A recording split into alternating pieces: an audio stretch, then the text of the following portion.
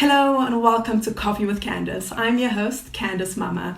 Today I speak to STEM rockstar Justin Shaifer. He has been featured in Forbes, Essence, and Variety, to name a few. The way Justin approaches STEM education is revolutionary, and I'm pretty sure that he's going to change the space for years to come. I'm excited about this interview, and I'm 100% sure you're going to take incredible nuggets of inspiration. As usual, if you like this podcast, please like, share, and subscribe. Without further ado, here's Justin Shaifer. Justin. What's up, Candice? How you been, man? Long time no see. I know. I'm good. How are you? I can't complain. Just another day in quarantine paradise. Quarantine paradise. I love that. Oh man, thank you so much for agreeing to be on Coffee with Candice. I'm so honored to be speaking to you. Oh yeah, the pleasure's mine. I'm really looking forward to the conversation. Yeah, Justin, you are STEM's rock star. Like I can literally see this in the next 5 years. You would have taken over this movement, and I'm so excited. And so I just want to know, let's start at the beginning. Why the interest in STEM? For me as a kid, I was always interested in it. But for the most part, growing up on the south side of Chicago, I kind of kept it secretive. This was something that I didn't really think was for me. There was no one around me that was really interested in it. And, after a while, a series of things happened that we can take a deeper dive into later on, where I ended up majoring in science in college, and I ended up getting a full scholarship, all these amazing opportunities, all these high-paying job opportunities. And I'm like, whoa, I wish that people that look like me from where I was from would have known about that. And so it just really started off as me wanting to be the mentor that I never had as a kid. Why do you think science, technology, engineering and mathematics aren't popular in communities of color? So I think there's a huge, multifaceted, complex history with communities of color and science, right? I just produced a video a couple of weeks ago about the science community and how it's exploited the Black community and communities of color with science experiments for hundreds of years. This is not something new. And so, a lot of times when I grew up, I was like, why isn't anyone interested in science like me? I found out it has deep ties in us being afraid of science because it's been used to exploit us in the past. And so, now that there are more conversations around equity and we realize that science itself is not the problem, it's the people that are the scientists that are the problem, we need more representation like us to be in these rooms, to be in these places, to get access to the best career opportunities, but also things like, I don't know if you know this, Candice, about the Black women's mortality rate after they give birth, right? It's higher on average than other women. And, the reason for that partially is because we don't have Black women on the front lines of research actually doing the work, actually saying the things that actually having a say so in the research studies so that, treatments that are given to people after they give birth are effective for Black women, because Black women have slightly different body chemistry than other women. And so, research has to be done there, and we need representation to do that research. And just going back, because it sounds so fascinating, but you were raised by a single parent, am I right? Yep. Uh-huh. Yeah. Yeah. Tell us a little about Yeah. that. Love my mom to death, man. So she raised me. I think she should write a book. I've been trying to tell her to write a book for a long time. She raised me on the south side of Chicago, and it was just me and her. And I remember one of the reasons that I ended up performing well in college is because when I was 14 years old, she made me sign a contract. It wasn't legally binding, but I didn't know that at the time. She was like, Justin, I can't afford to pay for college. I can't afford, like, I'm one person, I don't have the financial bandwidth to figure this out. You need to figure out a way to pay for college. And, she put that on me when I was a young kid, but she knew her son. She knew that I was the type of person, when you put the pressure on me, I'm going to rise to the top. And so, we signed the contract, and then lo and behold, 4 years later, I figured out a way to get a full ride. That's incredible. And one of those people that paid for your scholarship is NASA. Am I correct? NASA, NOAA, which is kind of like NASA for the ocean. and I got some scholarships from my school. And then every summer I had a paid internship in college. So, that's one thing I talk to kids about all the time is like, if you go into STEM, even if you're not trying to do a STEM career long term, if you major in STEM and you're a person of color in these spaces, people are just throwing money at you as long as your GPA is competitive, as long as you got a decent resume. And I ended up turning a profit from coming out of college. And this is an opportunity that a lot of kids have. This isn't a unique story of mine. A lot of my friends that get into STEM professions, they had the same type of story. Well, are you finding that you are interacting with more colleagues of color as you grow in your industry, or is it still underrepresented? I'd say that there's actually a powerful community, and I see some cool people jumping in. What's up, Eric? I see you. I see. So, I think there's a powerful community of people that are already entrenched in this. All right. And so, once you start to follow one of us, we kind of all share each other's work and we all kind of know each other. And so I think that's the beautiful thing about the digital age with something like this, where a lot of times STEM people, we're notoriously introverted, quiet. We keep to ourselves. We don't publicize the work that we do. And this digital medium has given us a platform to reach out across, country or state lines and meet each other. And so, we've done a bunch of big events to get people of color in STEM together and work in solidarity towards common goals. What's up, Devin? I love that. And I love that you do talks in schools, right, to try and mobilize as many kids into this, industry. And what is the feedback for you? What do you find kids saying to you after you've given a lecture? So usually, for me, I don't categorize myself as a motivational speaker. I think my work is inadvertently motivational, right? Like you happen to be motivated, but at the end of the day, I'm a pragmatist, right? I come in, I'm telling you practically, here's how you can get to where I've gotten or where you want to go. And so, I'm all about just giving the keys, whether it's like a little tip about, how to get an edge in internships and scholarships, or if it's like how to start a career as an entrepreneur. I'm always giving the keys away. And what I find is that, a lot of times I've been able to plant seeds, even when I was just figuring out how to do my lectures and keynotes and things like that. It turns out one of the young ladies who was sitting in the audience ended up getting a full scholarship for computer science a couple years later. And, it's like one of those things where you plant a seed in people and you never really know where it's going to go. And so, but for me, because I'm in STEM, a lot of times we disregard that, right? Like, inspiration is hard to quantify for scientists. And so, we kind of don't think about it as, look, someone has to be that person that inspire these kids to get into science and technology. Like there's not a lot of tangible data that can back, oh, I was inspired, right? That's hard to make into a data point. But, that has been, I've seen kids that were maybe on the fence go into that direction after seeing that someone exists that is in that space that looks like them. And you created Mr. Fascinate. So tell me a little bit about the story behind the name.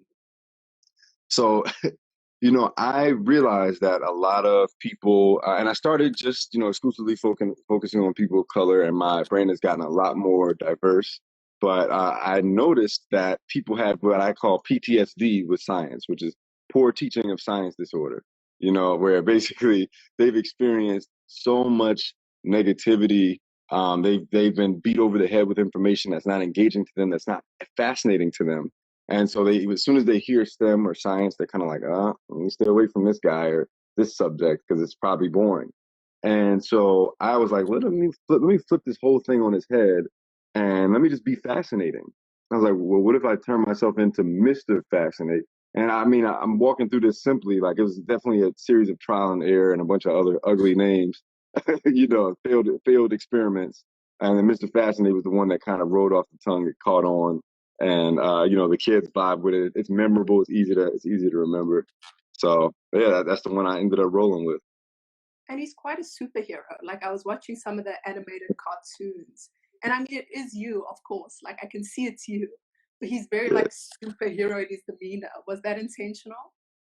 Absolutely. I think that the world needs STEM heroes. We think about, let's say, if you're a little kid today, you can turn on the TV, or at least pre-COVID, You turn on the TV or maybe turn on a streaming service and watch ESPN and you see your athlete heroes. You can turn on MTV and you see your artists and musical heroes, but there's nothing that you can really turn on to see a showcase of your STEM heroes.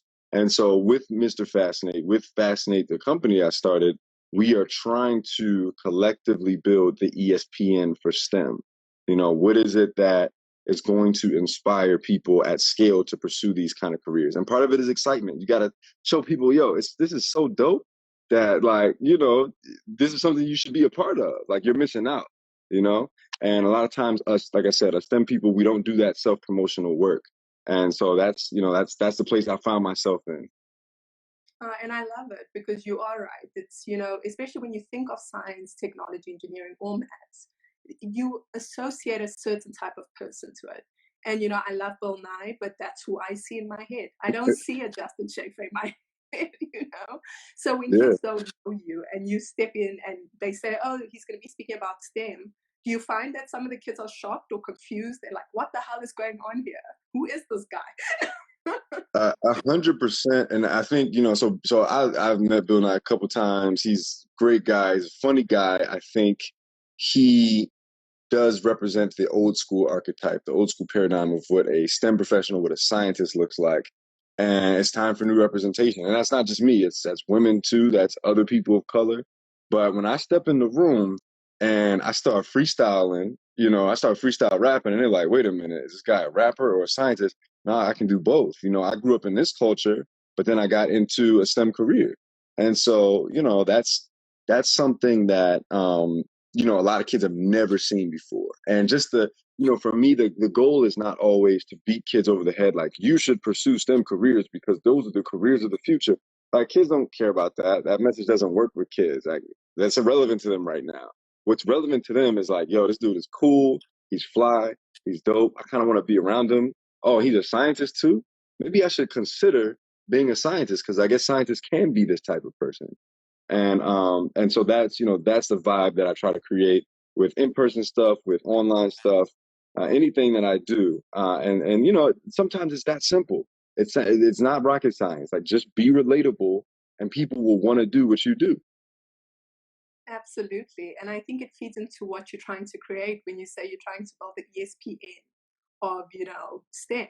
And that's a very good way of looking at it because it allows us to actually understand that there is no representation or the fact that this is how it's going to grow, right? And are you seeing that growth happening for you? Are you inspired, like, outside of the kids as you move through your career? I mean, I know you've worked in Bali, I think, or was it Barbados? I'm not 100% Yeah, sure. I've worked in the Bahamas. I've done stuff in Dubai.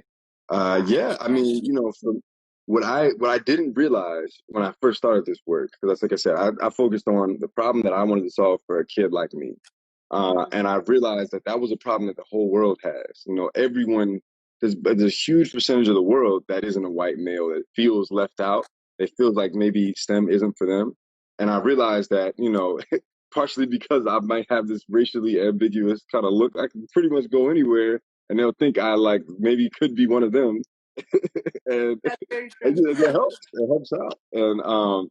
And so, you know, I'm able to use that to inspire people at scale. And so, yeah, I've seen a ton of growth. I'm super excited about, you know, some of the cool things that we have coming up because I think I've been doing this by myself for way too long, and now there's a coalition of people that get it, and, you know, I'm financially in a place where we can bring more people on and have people be a part of this, and I'm super excited for where everything's gonna go. Absolutely. And I want to know, in your career, what does it look like? What does a day in your life look like when you're not creating content and you're not educating? What does a STEM professional look like? Man, I think if I'm not educating or creating content, for me, I'm already like a textbook nerd. I'm reading about some new discovery that's coming out. You know, if I like, in the content creation process is a STEM thing. You know, for, you know, a lot of people don't realize. Like, I talk to kids about Metro Boomin, which, you know, he's one of the hot ones. There's a couple other audio producers out there they're sound engineers. These are people that engineer sounds to make them sound dope. And that's a STEM profession. So, like content creation in and of itself is an act of STEM. And so, but yeah, what else do I do? I don't know. I like to read. I like to work out. I mean, I don't think I'm like super divergent from the rest of the population, except for most of my hobbies are centered around some type of science discovery or tech innovation. I'm constantly studying big tech companies and seeing kind of where, their trajectories are, and maybe investing in a couple of them at this point. So yeah, I mean, that's kind of my day to day. It's kind of weird. It's kind of a weird question to answer right now, given, COVID. Exactly. All of us are in some sort of so it's, yeah, no, but I think because when we think of STEM, like for me, I'm thinking of either someone in a laboratory, like dissecting something or like discovering something. So I think for me, contextualizing what the industry looks like, is something that I was like Gotcha. trying to get at. Yeah. Understood. So, I mean, yeah, I think STEM is so diverse, right? Like, there are people all over STEM that are doing all types of different things. And, for me, I've become more on the educational, community building, content creating side of STEM, but there are so many facets to STEM. My friend Corey, she's a biochemist. So she spends a lot of time in the research laboratory. I have a friend that's an engineer. He spends a lot of time testing and building and iterating products. Like, this product, okay, this one doesn't work. Let's keep fixing that.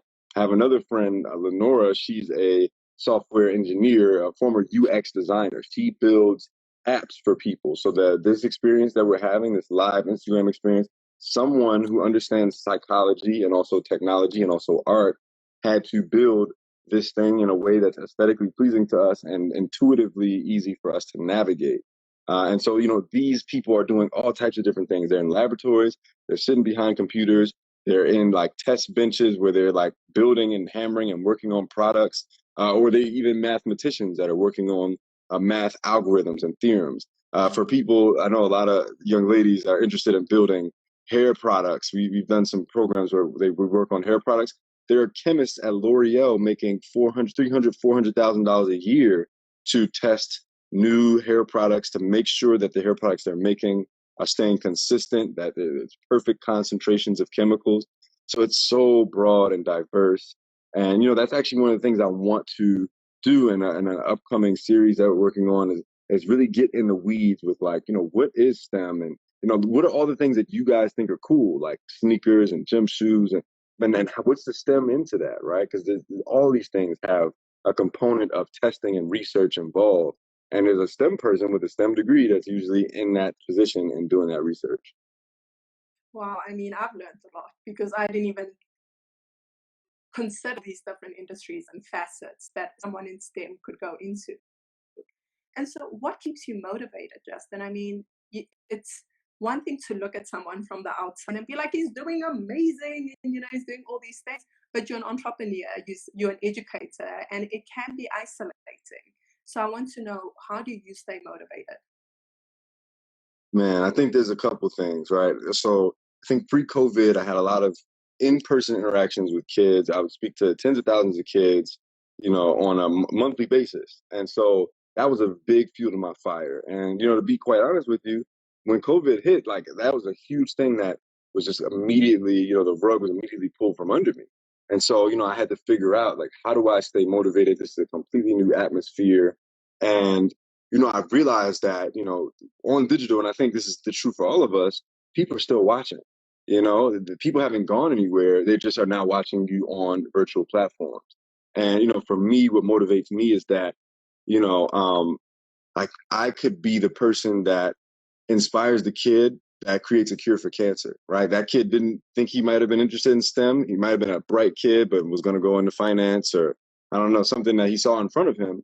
And I put this whole world in front of this kid. And now she or he goes into a STEM career and becomes a oncologist, a cancer doctor, and develops a cure for cancer or a solution to world hunger or a permanent solution to global pandemics, right? Like I I'm motivated by the idea that I might be the light that is shown in front of a kid that turns the light on in their head. Wow. And have you always been this way, or is this something like this motivated, this, driven since a young age, developed over time? Absolutely not. I absolutely was. I was one of the class clowns. I was one of the kids who didn't get good grades. I wasn't really that engaged in school. I didn't really feel like it was for me. And so, for the longest time, I wasn't challenged and I wasn't engaged in the way that I wanted to be engaged. And so, I think a lot of people in our educational system find themselves left out of those kind of conversations, right? Because they just are, their learning style, their approach, I think especially a lot of entrepreneurs feel this way, is not prized in a traditional educational environment. And so, so I found myself doing stuff that I was interested in, which wasn't school. And the thing is, like, while that may have been more appropriate when we were growing up, when we were kids, now that whole industry has flipped. It's so much easier. The barrier to entry to be an entrepreneur is so much lower. And corporate careers are on a decline because of automation, which is another STEM thing. And so, we need to be teaching kids these entrepreneurial skills, these virtual skills, these 21st century skills, if we want them to be prepared for the workforce. So, that requires a complete flip. But for me, I went from being completely unmotivated to seeing that the way that I saw the world was actually very important, and and needed. And I think that thought motivated me. That idea inspired me, and I realized the whole world could benefit from a perspective like mine or like yours, like an entrepreneur's. I think the general consensus around education, especially during COVID, is that this stuff don't work no more. Like, we're just not doing it the right way. And so, while crazy people like me with radical ideas are now welcome to the conversation, whereas maybe, I don't know, 10, 15 years ago, they would have kind of written me off and I wouldn't have been welcome into brick and mortar academic educational spaces. Mm.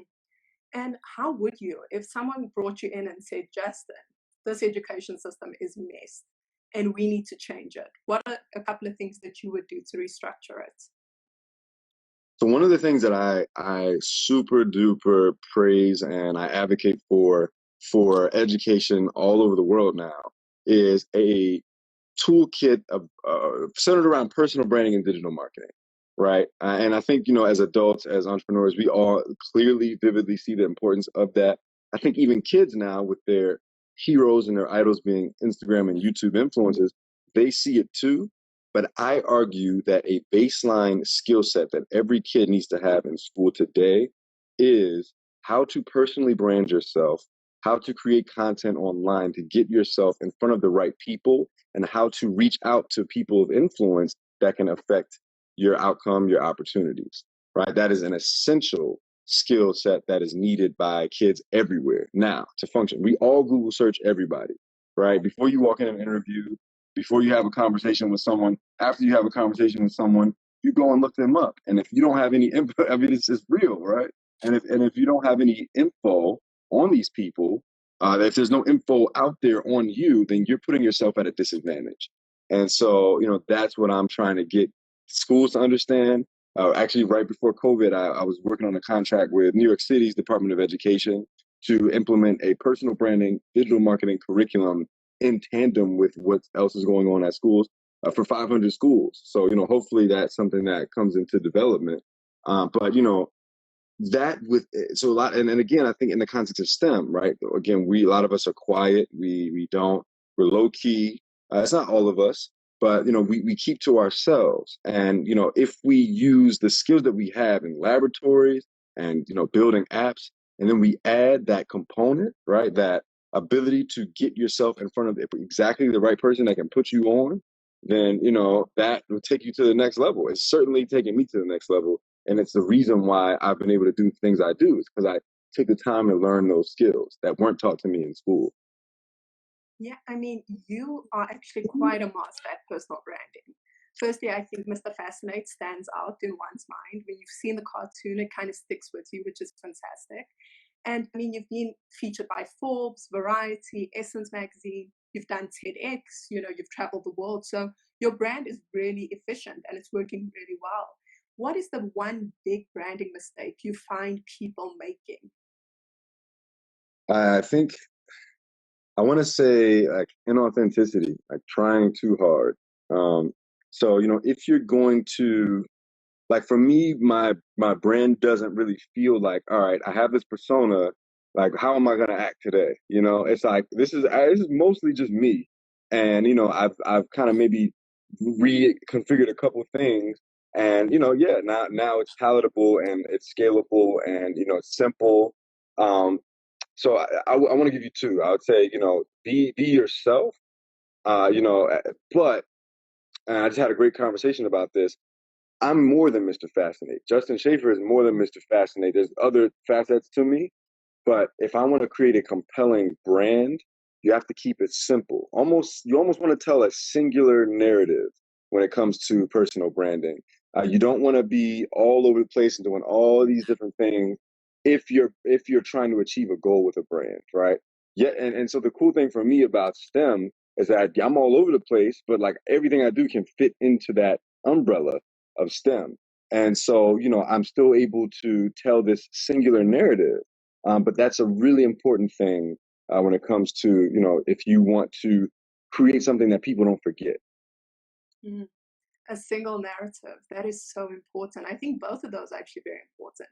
I think with authenticity, what people don't understand is being authentic is something we feel, right? If you go onto someone's Instagram page, Facebook, whatever it is, and you look through it, you can tell if this is someone who's being themselves or if it's someone who's, like, I'm going to make all my poker photos orange, whatever it is.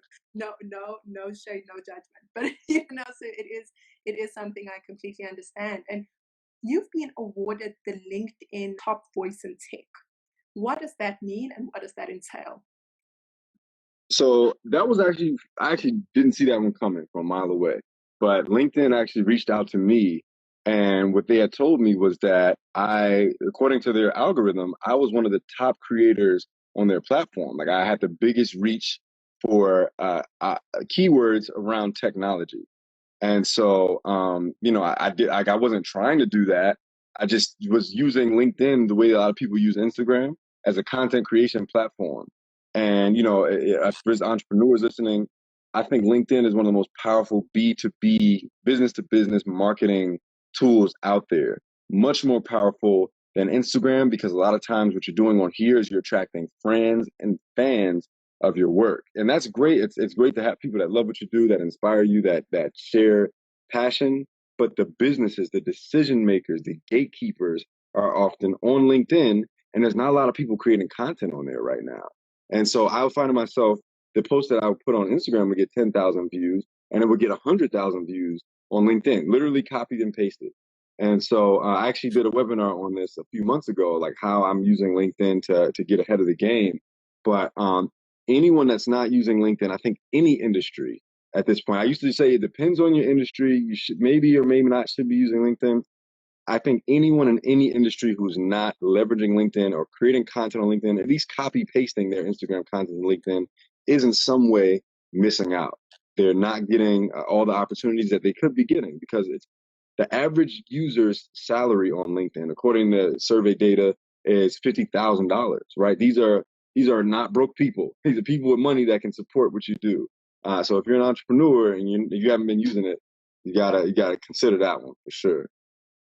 But you had such a good point about LinkedIn, and you were just saying that LinkedIn is such a powerful platform, and the average person earns about $50,000 on LinkedIn, and it's a platform we should all be using to advertise and market ourselves, right?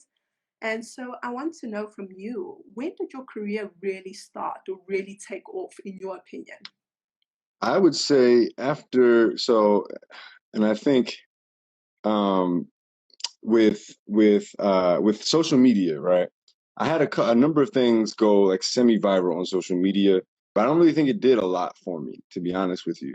It kind of created a circulation and people saw me, but it didn't like open opportunities up. It wasn't until I actually got press that's when I started to see real responses to what I do. and real, like almost validation for what I've been doing for a long time. And so I think that was the biggest thing for me, that took things to the next level. But it's like not just, it's not about just getting the press. Then it's about leveraging the press and putting it again in front of the decision makers. And this is stuff I work with kids to do. How do you get in front of the right people so that they can see that press and they can give you the opportunities that you need? Oh, that is so clever. Because I think a lot of the time when you do get praised, there's an assumption that, oh, I'm in Variety, or I'm in Essence, or I'm in Forbes, so things will flow to me because I've been in these publications. Right, but the truth is, I'm sorry. Go ahead. No, go on. Oh yeah, I was saying, but I Oh, would be careful with. Oh, here we go. I would be careful with the hype around those things, right? Like you don't want to just get a feature on Forbes and you just started, right? Because like, that's not going to convert as well for you, right? When I got my feature on Forbes, I had done my first science TV show. I had been speaking for 2.5 years. My website was fully built out. I was fully ready. You could go and book me, like right there, right then and there, off the Forbes page. I did the TED Talk. I had over 300,000 views. Obviously I was at Columbia. I'd done things, right? And so for me, once that article came out, I was able to convert the views into opportunities because I had my stuff figured out. So like, you'll find sometimes that people they just want to get featured. Like a new upcoming person, I'm just getting featured. Ooh, look at me on Forbes. And that doesn't really help you the way that it would. Like, yeah, people will know who you are, know about you, but like you haven't done anything yet. Like I would say, keep your head down, do the work first, and then the press will actually do a lot more for you. And I have to 100% back that, because I know in my own personal career, my career really started off the back of a lot of press. Like I think I had so much press at 2 weeks. I was in the news back to back, actually every single day. And the irony is I had nothing to offer outside of that, right? I wasn't doing the work. I hadn't done my keynotes. I hadn't done anything. So when the opportunities did try and appear, I wasn't ready. And so you are so correct in saying that had I had my book out there or my keynote ready, I would have been able to leverage that press attention into something that was actually growth worthy. Because I think sometimes we do get into that mindset of, oh, as long as I'm featured in this magazine or doing this, then my life will just figure itself out. And unfortunately, life does not work that way. It's sad, but it doesn't. Right. And I'm not going to lie. I had a similar opinion at one point. I'm like, yo, if I could just get a feature on one of these things. And the actual guy who wrote my Forbes article, that was a process that took 8 months of back and forth. He's a mentor of mine, but he schooled me. He told me, he's like, dude, you need to wait. You're not there yet. And I was like, yo, what do you mean I'm not there yet? Like I've done this, and this. He's like, not yet. And so I just kept doing more, and I reach out to him, yo, I just did this, and this. He's like, and then like once the TV show thing came and I hit him, I'm like, all right, it's about that time. And I think it was that much more powerful of an article because I had done so much at that point that like there, it's not just a simple, here, look at this guy. It's like, nah, he's done all these things, and he can do these things for you. And so when that Forbes feature came out, I probably got like 100 speaker inquiries in that first couple weeks. And I obviously couldn't accept all of them, and I couldn't perform all of them either. But a lot of those turned into even bigger opportunities. And now, I never know where, like I might send someone the article still to this day, and you never know, like if that was someone that might have ignored you, but otherwise now doesn't because they read that piece. So it's one of those things where it's better to be patient about press, and really do the work, and then create a story, do so much work, and create such a powerful story that someone wants to talk about you, someone wants to write about you, someone wants to feature you, and that's when it's time. Speaking about patience, how have you found patience has played a role in your career? Because entrepreneurship is a lot of waiting. It's a lot of being patient. So how have you dealt with that? Man, I think that I'm a pretty impatient person in general, so I'm still working on that part of my life, if I'm being honest with you. Um, I would say I developed though. I think, you know, entrepreneurs highs and lows, and you recognize, um, you know, patience is necessary to actually do a lot of these things. And so you develop what's called, like I say, stoicism, where you're able to efficiently navigate the highs and lows. You still there with me, Candice? Can you hear me? Okay. I think I'm here. your audio's a little delayed. That's okay though. Um, but yeah, so to kind of navigate the frustration, the highs and lows of entrepreneurship, I've kind of read about Stoic philosophy and Stoicism. Essentially, it's this idea that you don't let the good things like blow your head up too much, but you don't let the bad things take you down too much. And so you kind of maintain this kind of even focus. So you know, when there's hype things that come up, or when people are, you know, like, oh, this thing is going to change your life. I'm like, okay, we'll see. But when bad things happen and other people are like, oh man, like this is going to end your whole career. I'm like, okay, we'll see. You know, and so you kind of develop this iron mentality, and it's a philosophy a lot of previous like world heavyweight boxing champions and like former presidents of countries, like they developed this to navigate tumultuous environments. Oh, and it sounds so good to put into theory because I mean, put into practice because in theory it sounds so good, right? But it's so difficult to maintain, like when things are good, to not get swept up by the hype. And when things are bad, to not get swept up by the current because both things can sink you. Too much success at once can sink you. And when you feel failure and you don't know how to handle it, that's too hard battle to face. But I'm almost hesitant to close this interview because you're just so insightful and learning so much. But I really want to know, to your 18-year-old, what piece of advice would you give yourself? Man, I would say always take the risk, always take the adventure, and you know, and I feel like I actually followed that advice. But I would just say, you know, anything that you say you're gonna do, just do it. Follow through on that. Like, be relentless about developing a reputation for doing 100% of the things that you say you're gonna do. And you know, for me, I think that's a part of brand these days, right? People start to realize like I don't commit to everything. I don't say I'm going to do everything, but when I say it, it happens. And that's a powerful philosophy to just incorporate into your life. And like it's a really simple one that just I think to me it takes me to a different level. You know, I don't overpromise and underdeliver. I underpromise and overdeliver. Oh, man. Justin, where can people find you? Where, like, I know your website links everything. Tell us, and what's next for you? Sure. So and this is a STEM thing. I have been really big about SEO or search engine optimization. If you type my first name, Justin, and STEM, I'm the first 4 pages of that on Google search. So you can find everything you need to, my website, my Instagram, my LinkedIn, on just typing Justin STEM on Google. Um, and you know, and that's a personal branding thing also. But you know, as far as things that are coming up, I'm actually launching a live cartoon show on Monday where we're you know, performing some exciting cartoons for young kids. I have a major production that is wrapping up right now. I've finished all the voiceovers for it. I can't really say which platform it's going to be on, but it's going to be on a pretty big platform that a lot of people are going to be familiar with. So I'm really excited about that. But once COVID is over, I'm really excited about this Magic Cool Bus, man. Like I'd love to be able to build our physical bus that's going to travel and excite kids about science and technology careers. So you know, obviously in-person stuff is canceled for quite a while, but you know, hopefully at some point we will get that on board and get that worked out. Because I actually got my boy Mad Mike. If you remember the TV show Pimp My Ride, Candice, I got my boy Mad Mike who used to trick the cars out. He has actually agreed to Yes. build our bus, and so you know, hopefully we can get that thing on and popping. So yeah, I just had a conversation with him a couple weeks ago, and he's still excited. So. Yeah, you know, it's just a timing thing, though. Oh, man.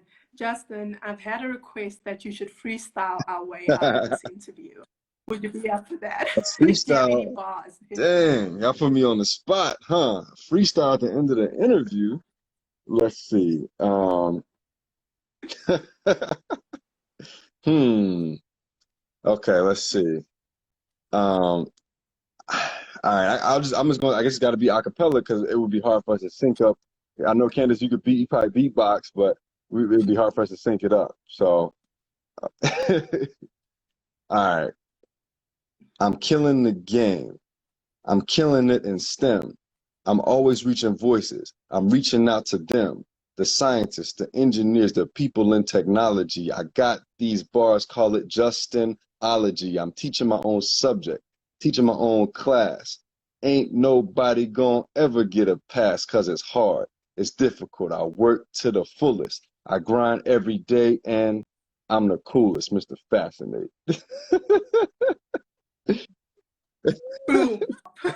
Yeah, y'all got to catch me in person for for the real deal. I do better when the crowd is bigger, but I give y'all a little something just to show that I know what I'm doing, you know. It's just a little reminder We that we shouldn't sleep on you. on you. You'll give us enough to say Don't never sleep, once. don't sleep. Yeah, I appreciate you, Candace. This was awesome. Thank you for bringing the good vibes. Thank you, and I'll speak to you soon. Take care of yourself. Okay, all right, take it easy.